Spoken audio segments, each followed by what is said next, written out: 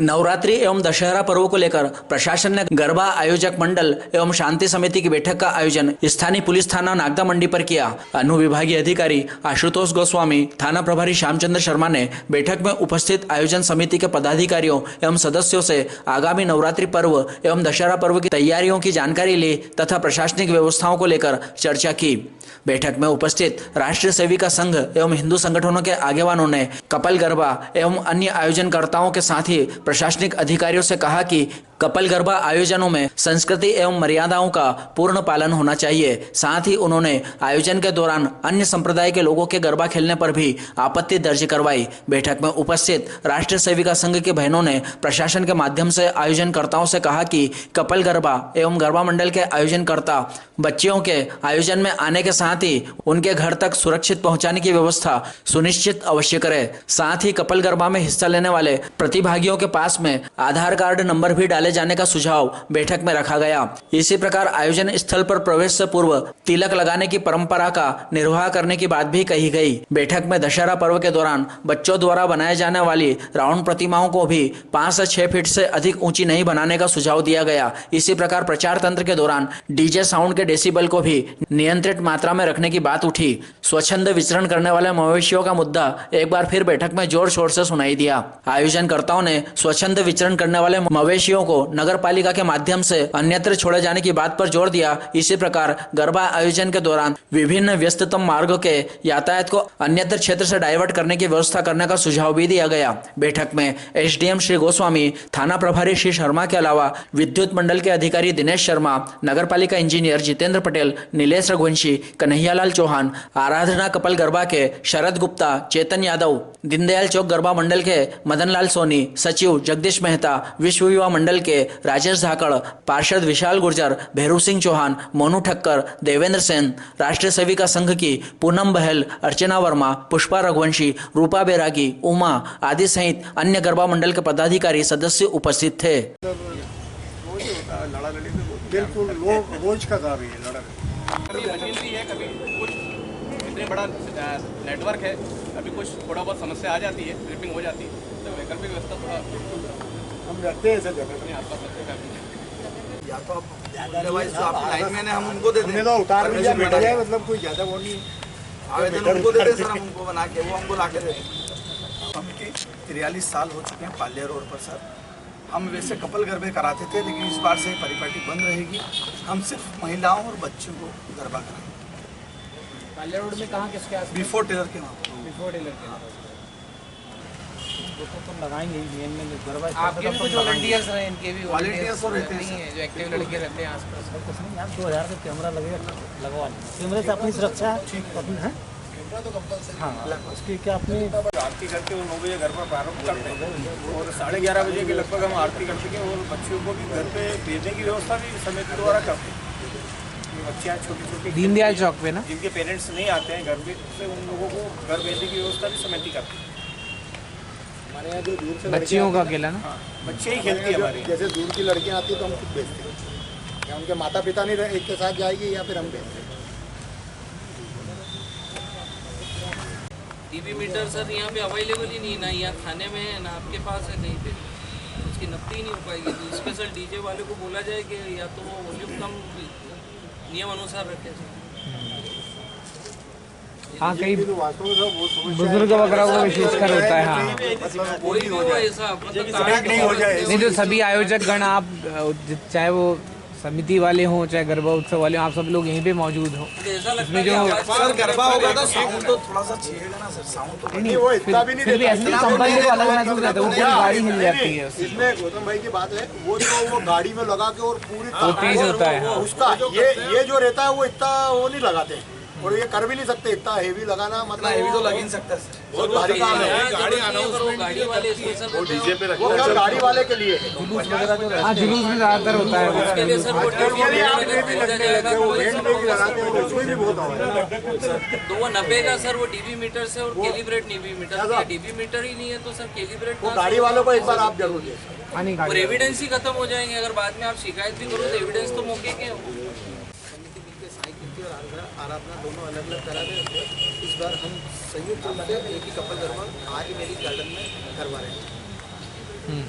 हमारा पूरा कवर्ड है, कहीं से कोई खुला नहीं, पूरी बाउंड्री सुरक्षा का पूरे आधार कार्ड नाम मतलब पूरा आधार कार्ड से मतलब होगा। और दूसरी बात में जो अपन लेता पास अपना, उस पास में उस बालिका का, उस बालक का फोटो होना चाहिए। और कपल नहीं बदलेगा, वो दिक्कत हो होना जाएगी। चाहिए। कपल नहीं पता लगा कि आज दूसरा कपल खेल रहा है, समस्या वही है।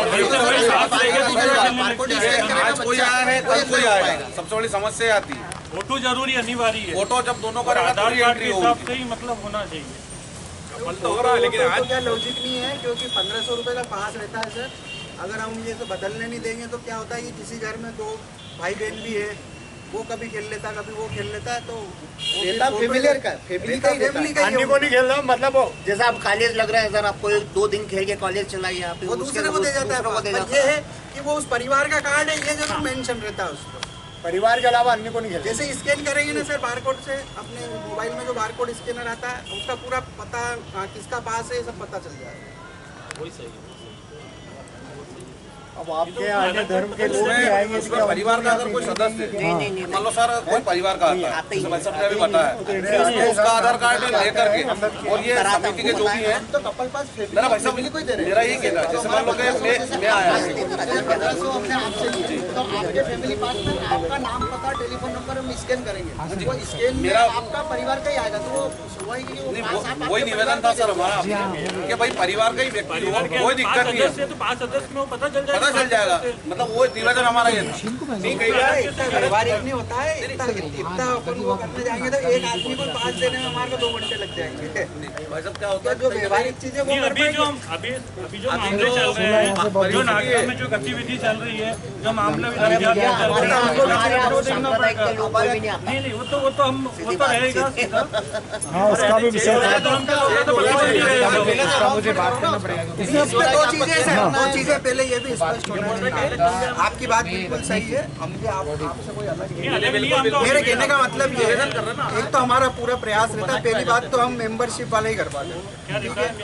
उसके बाद क्या है कि हर चीज की एंट्री होती है हमारे यहाँ, कैमरे हमारे यहाँ चारों तरफ लगे हुए हैं, कोई वाली बात नहीं। उनका ऐसा कहना है कि आधार कार्ड तो हम कोशिश करेंगे पूरी, आपके साथ ही हम पूरी हमारा प्रयास रहेगा, लेकिन हमने जो व्यवस्था की है वो आपसे और ज्यादा हाईटेक है। हम तो चाहते हैं आप तो चाहोगे कि मोबाइल से उसका बारकोड कैसे स्कैन करोगे, आप चेंज कर लो, व्यक्ति कोई दिक्कत नहीं है, पर उनसे क्यों कहते हो भैया अल्लाह इसका इसलिए करना पड़ता है। कोई दिक्कत और दूसरी चीज सर, 2 चीजें आप एक समझना पड़ेगा, ठीक है सर, कोई धर्म विशेष की बात भी नहीं है, सांप्रदायिक बात भी नहीं है।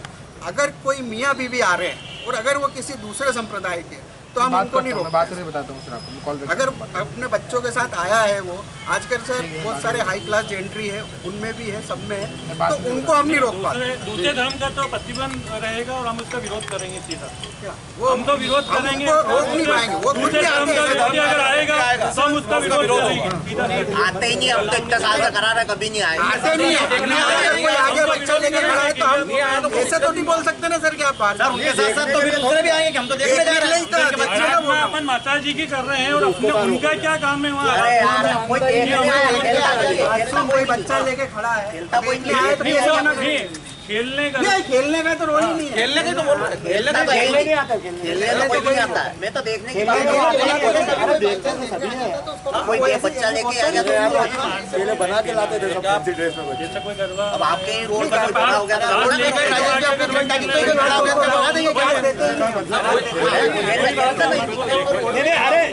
दोनों भाई बात खत्म हो गई। अब वो क्या हम कैसे रोकेंगे? खेलने का नहीं खिलाते हैं, बस बात के साथ में लड़की के साथ आए तो वो लगभग 12 साढ़े 12 बजे घर चले जाते हैं। उसके बाद वो लड़की कहाँ जा रही, किसके साथ गरबे खेल रही, कोई देखने वाला नहीं रहता। इसलिए 12 साढ़े 12 बजे तक का समय इतना ही होता है। सभी आयोजकों से निवेदन है, कैमरे और सबसे मेन मुद्दा है वेशभूषा का भी आप लोगों को बहुत सख्ती से बोलना पड़ेगा।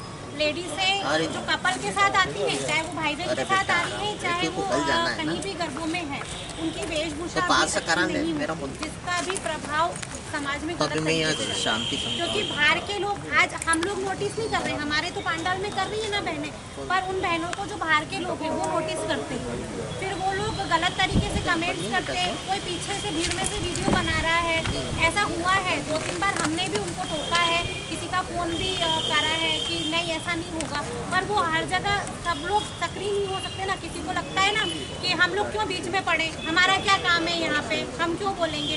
तो वेशभूषा का भी विशेष ध्यान रखा जाए, सब लोग ये इसका करें आह्वान कि नहीं हमारे पंडाल में वेशभूषा का विशेष ध्यान रखा जाए। कोई भी ऐसा अलाउ मत करो सर, आप लोग जींस भी अलाउ वेशभूषा रहती है गरबे की, वही आप लोग करो तो ज़्यादा है।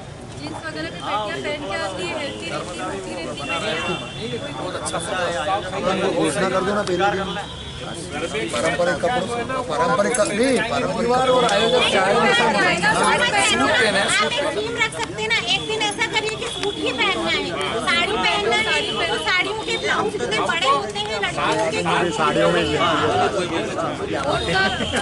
जब सर गरबे करती है तो चिंगम चबाती रहती है, गरबे करती रहती है, बेटे बेटियाँ उस चीज़ पे विशेष ध्यान दे। माँ की आराधना कर रहे हैं तो ये सब चीज़ों को थोड़ा सा ध्यान रखे।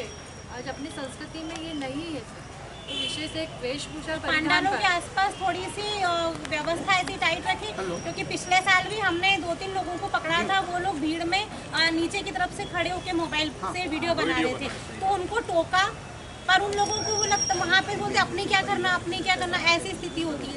तो वहाँ पे ये ध्यान रखें कि कुछ अपने ऐसे लोग खड़े हों कि जो पीछे वालों का भी ध्यान रखें कि वहाँ पे कोई वीडियो तो नहीं बना रहा है, कोई फोटो तो नहीं खींच रहा है, उसका भी ध्यान रखें। क्योंकि जो भी है परेशानी वो हमारी लड़कियों के साथ ही है, हमारे समाज की बहन बेटियों के साथ ही है, तो उसका भी निराकरण होना चाहिए ना। माता जी को सनातन धर्म में एकता बनी रहे और सबको पता पड़ा कि हाँ जो तिलकधारी है वही अंदर है, बाकी कोई दूसरा धर्म है वो तिलक नहीं लगवा तो आप बाहर प्रस्थान कर लीजिए घर की तरफ। और बाकी अब माता जी को रिझाना है, लोगों की रिझाना है, इसलिए वस्त्र का भी विशेष ध्यान रखिए।